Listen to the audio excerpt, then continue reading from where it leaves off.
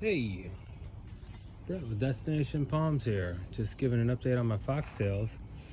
They're outside now. We've been seeing temperatures good enough to sustain them. So this one, last time we saw it, that middle frond had not opened up at all, and now it is completely opened and full. We had one that didn't really like a couple days of cold weather, and I got trimmed, so I think that was in the last video. But we're at 3 full fronds now. Still doing well, looking good. The other one did not fare so well. In an errant fertilizing accident with my 3-year-old, she accidentally poured the water with the soluble fertilizer for these into that, which caused the frond loss. Luckily it didn't do much damage to that one, and we got a spear that is hopefully just a couple weeks from opening up. It's getting pretty tall. I don't see a secondary one on there, but on the other one there is definitely another spear already poking up. You can see it's already about 1.5 foot long there. So doing very well, doing okay, better than it looks. Honestly, it's doing better than it looks. But I've had a couple additions to the backyards. Some huge Washingtonia robustas. This one's actually for sale. It's about 15 foot. I'm trying to get rid of it.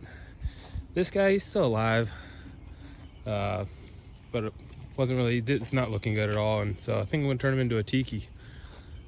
And, just put his face right there.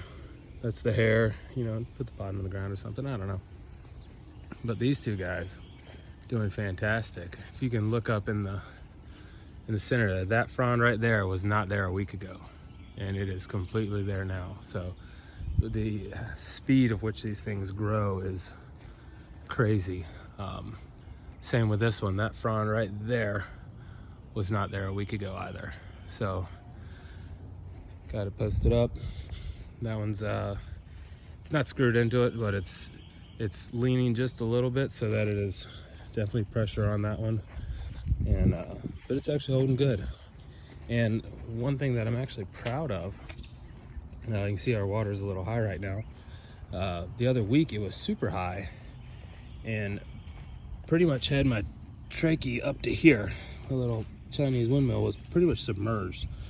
You can see this frond was actually down in there, and was just barely poking out a couple weeks ago.